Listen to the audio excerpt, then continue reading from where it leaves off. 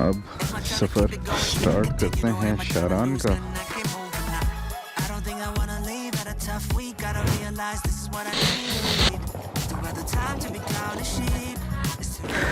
बहुत बुरा हाल है, पहले तो हालात बहुत ही ख़राब थे।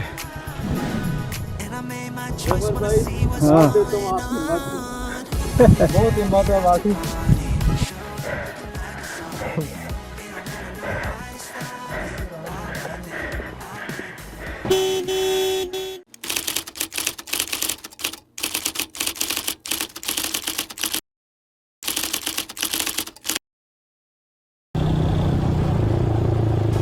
आज मेरी कोशिश है ज़्यादा गोप्रो को यूज़ करने की। ये गो वाला पेट्रोल पंप है, यहाँ से रास्ता नीचे जाता है।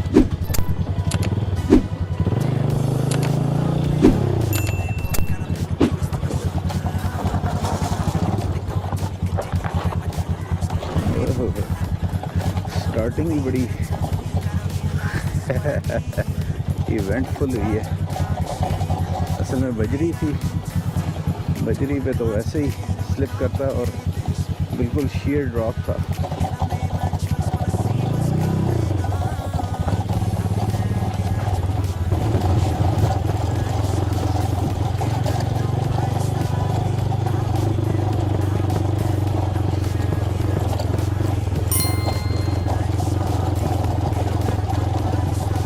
पत्थरों वाला रास्ता है ना, ये काम है खराब। पर ज़्यादातर यही है।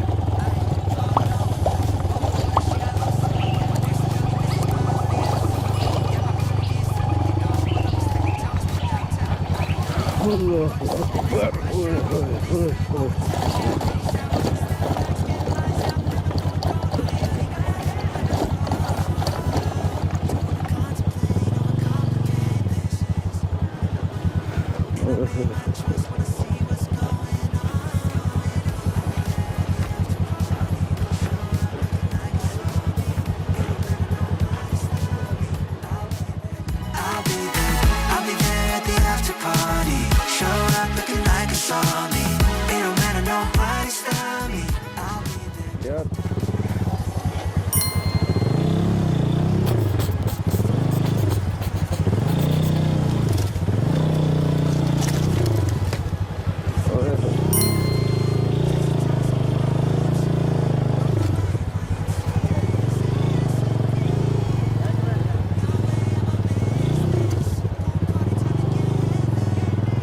चलो मेहरबानी।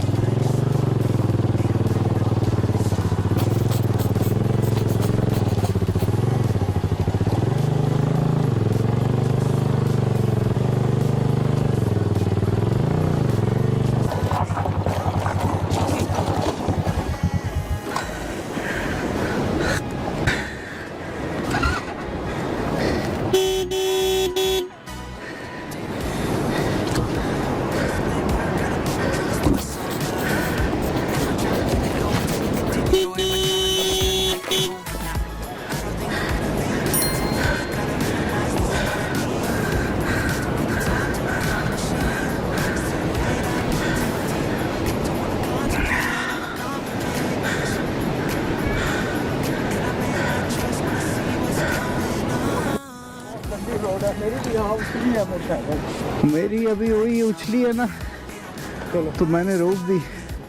फिर आइए पीछे, एक इसको उतर की करता हूँ।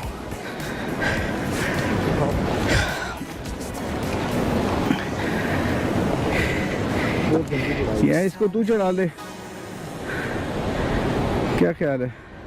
फिर आप पीछे हाथ रखो। हाँ मैं हाथ रखता हूँ। एक तो इसने भी मसला किया, मैं ये भी नहीं सही कहीं पे बैठी। थैंक यू बंदे को, हाँ ऊंचा हो जाता है ना बंदा, मैं बात हूँ। ये चल वो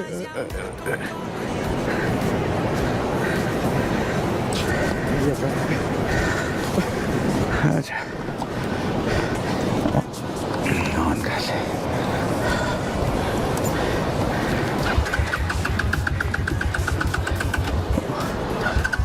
ओवर हो गई।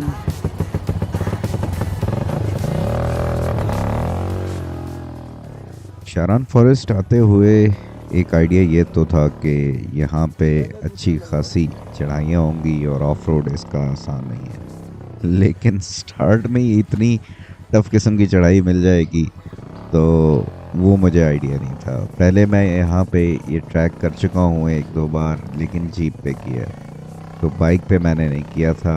वो चीज़ ही करने के लिए इस दफ़ा हम लोग यहाँ पे आए थे, और जीप में आइडिया नहीं होता कि चढ़ाइयाँ कैसे हैं क्या नहीं है, क्योंकि 4x4 बेहतरीन पावरफुल गाड़ी होती है जो आपको आराम से लेके जा रही होती है, लेकिन बाइक पे फिर आपको पता चलता है।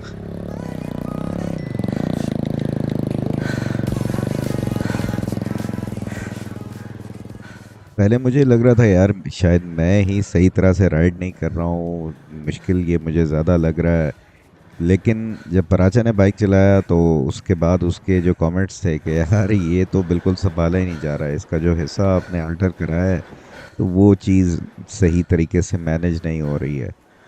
तो बहरहाल कुछ तसल्ली हुई कि यार एटलीस्ट मेरी राइडिंग में इतनी प्रॉब्लम नहीं है, ये बाइक जो है यही गड़बड़ कर रहा है, प्लस थोड़ा ट्रैक भी टफ था तो वो चीज़ ऑब्वियसली है।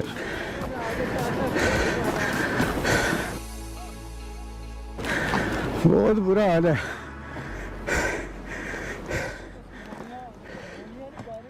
कैमरा तो बाइक के सामने लगा हुआ था तो वो तो बाइक के साथ ही जा रहा था, लेकिन हेलमेट में माइक मैंने लगाया हुआ था, इस वजह से जो साउंड है वो मेरी आ रही थी, जैसे सांस चढ़ा हुआ है चढ़ाई पे ऊपर पैदल चल के आने में। अब आगे से गाड़ी इतनी उठी हुई है ना, तो पीछे सामान का लोड इतना है, हाँ तो गाड़ी ऊपर उठती है, तो आगे बहुत चढ़ाई है। खैर ये गंदी ज़्यादा ये थी, वजह इससे भी आगे गंदी है अभी। ऐसा जी जी, आपकी हिम्मत है, पता नहीं हैंडल को कैसे संभाल रहे हो आप।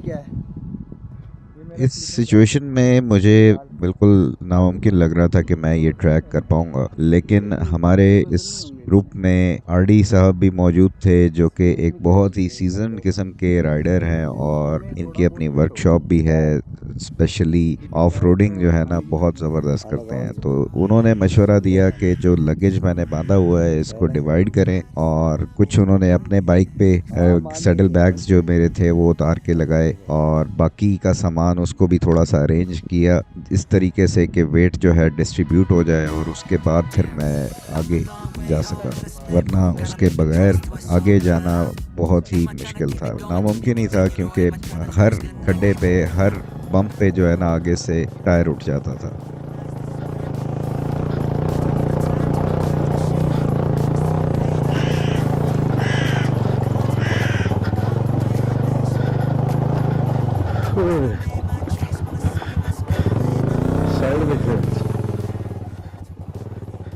सामान डिवाइड करने के बाद फिर मैं अब आगे बढ़ा, और मेरे पास सिर्फ एक पीछे जो टेल बॉक्स था वो लगा हुआ था, वो भी उसमें भी काफ़ी इक्विपमेंट वगैरह और चीज़ें थीं, और उसका अपना वज़न काफ़ी था, जिसे प्लान मैंने यही किया हुआ था कि आगे जाके इसको भी मैं ख़त्म कर दूंगा और इसकी जगह भी कोई कपड़े का बैग जो है ना जिसका वज़न नहीं होगा तो वो कैरी करना शुरू करूंगा, क्योंकि स्टिल ये भी काफ़ी वज़नी था। सिक्योर तो था लेकिन वज़न बहुत हो जाता है इसकी वजह से। नहीं गाड़ी दे देंगे ना। ये जनाब अभी रेस्ट कर रहे थे हम, और हमारे रेस्ट पे जो है ना ये जीप वाले ने डिस्टर्ब कर दिया। शारान का ट्रैक जो है ना, इसने धुएं निकाल दिए।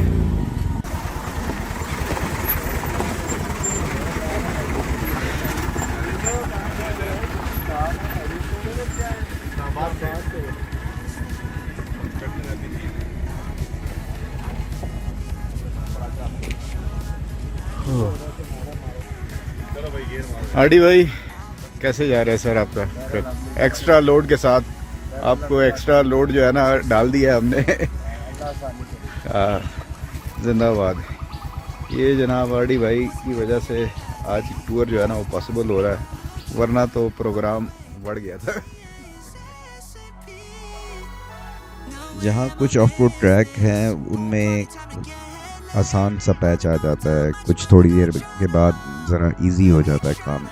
वहीं पे शारान की फॉरेस्ट की बात ये थी इस ट्रैक की कि ये थ्रू आउट आपको गंदे किस्म के पत्थर मिलते हैं, जो नीचे ग्रेवल है फिसलता है टायर के नीचे से, और चढ़ाइयाँ बहुत ही सख्त सी आ रही होती हैं। तो ये एक इजी ऑफ रोड नहीं है। इस पे आने वाले तमाम दोस्तों को एक सबसे इम्पोर्टेंट बात कि आप लगेज कम से कम कैरी करें। पीछे की साइड पे आपके वज़न कम होना चाहिए ताकि फिर चढ़ाइयाँ चढ़ने में बाइक को प्रॉब्लम ना हो।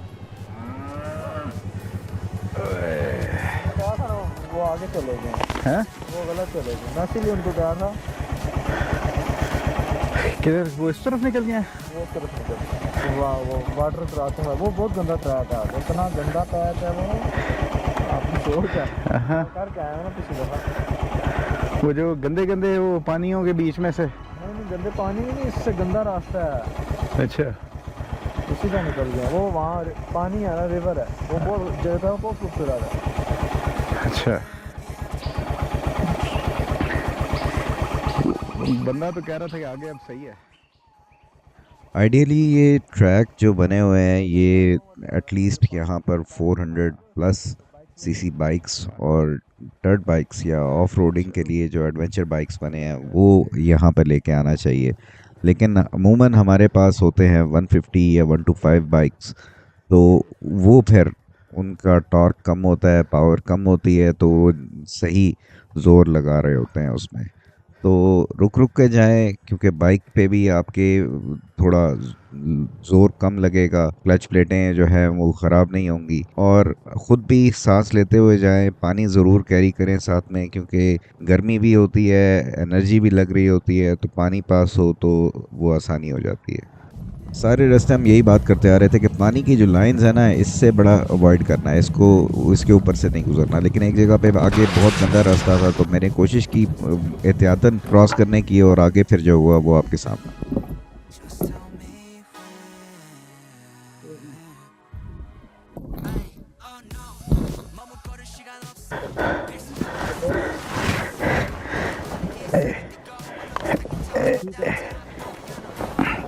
नीचे से पकड़ के ना, वो तेरी नीचे से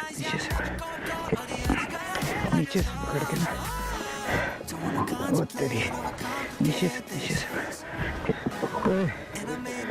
बैटरी निकल गई।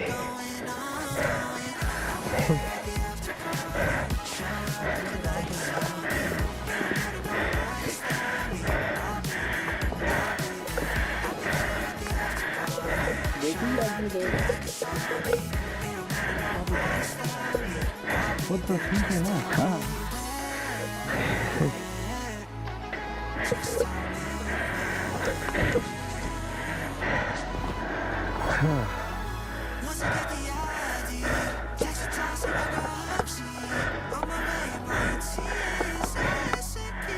ये किधर है?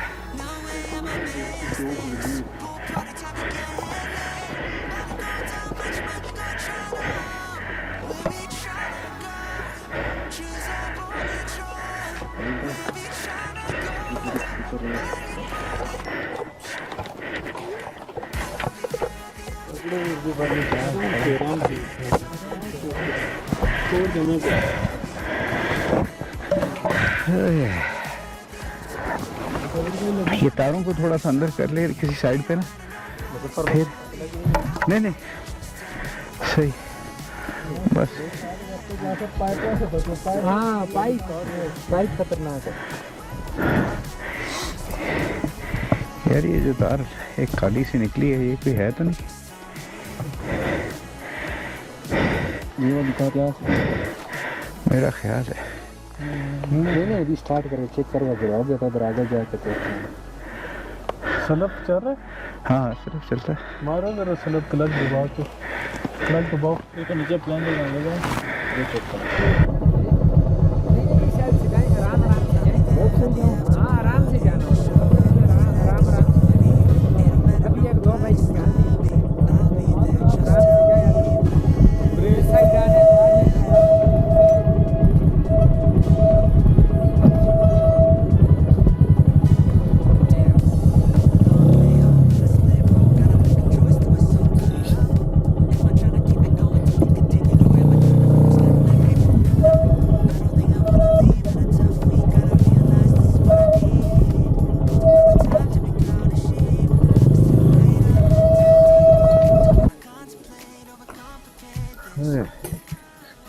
हाँ भाई, तो ये है गिरने का तरीका नंबर 104।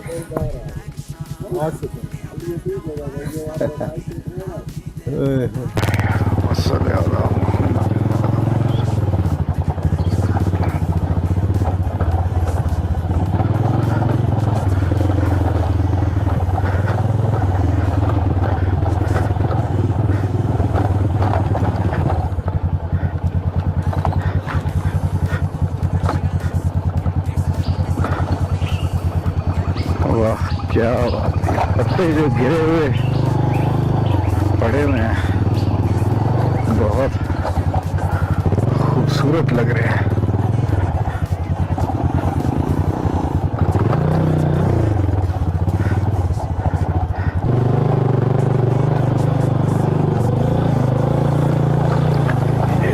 यूथ हॉस्टल आ गया।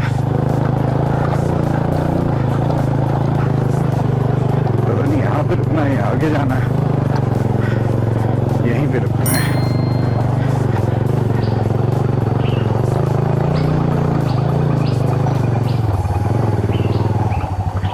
अंदर नहीं जाता, वहां से मेरे ख्याल से अंदर चला जाएगा।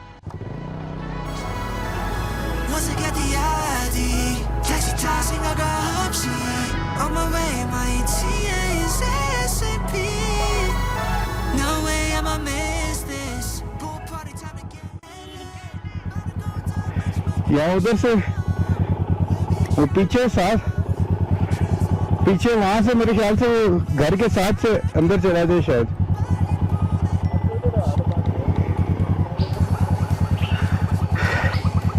या वो आगे से रास्ता तो नहीं है?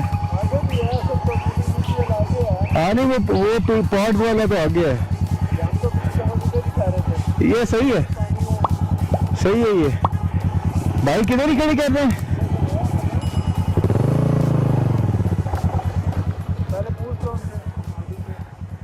शारान फॉरेस्ट में दो मेजर कैंप साइट्स हैं। इससे पहले भी आती हैं, एक दो जगह पर पॉड्स बने हुए हैं, लेकिन जो ये एक्चुअल फॉरेस्ट है, यहाँ पे एक पाकिस्तान यूथ हॉस्टल है, इनकी कैंप साइट है जहाँ पे डिफरेंट पॉड्स भी बनाए हुए हैं, कैंप्स वगैरह भी रेंट पे ये देते हैं। तो यहाँ पर अगर आप अपने कैंप लेके आएँ तो वो भी आप कैंपिंग कर सकते हैं, जिसके ये नॉमिनल से चार्जेस लेते हैं 500 to 1000 रुपीज़, जिसमें ये आपको वॉशरूम वगैरह और सिक्योरिटी और हर तरह की चीज़ जो है मिल जाती है। तो I think it's worth it. दूसरी कैंप साइट थोड़ा आगे जाके है जहाँ पर पीटीडीसी के पॉड्स बने हुए हैं, तो वो ज़रा ज़्यादा कुशादा है, ज़्यादा पॉड्स बने हुए हैं, ज़्यादा कैंप्स बने हुए हैं, हट्स बने हुए हैं, तो ज़्यादा ऑर्गेनाइज्ड है वो। बाकी इन दोनों जगह पर आप अगर जाते हैं तो आप स्टे कर सकते हैं, कोई यहाँ पे ऐसा कोई प्रॉब्लम नहीं है।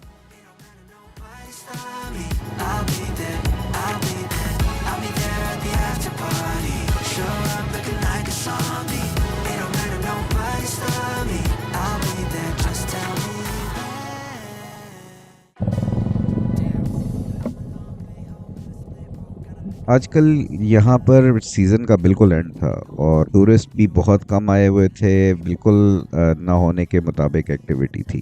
तो इसलिए हम जब आगे गए तो वहाँ पे उन्होंने कहा यहाँ पे कैंपिंग वगैरह ऐसे अलाउड नहीं है, तो अब ये चीज़ यहाँ पे ख़त्म कर दी गई है। इसलिए फिर हम वहाँ से वापस आए पाकिस्तान यूथ हॉस्टल और वहाँ पे हमने स्टे किया। आई होप कि ये जर्नी, ये व्लॉग आपको पसंद आया होगा। नेक्स्ट व्लॉग में फिर मुलाकात होगी। अपना ख्याल रखिएगा। अल्लाह हाफ़िज़। पाकिस्तान जिंदाबाद।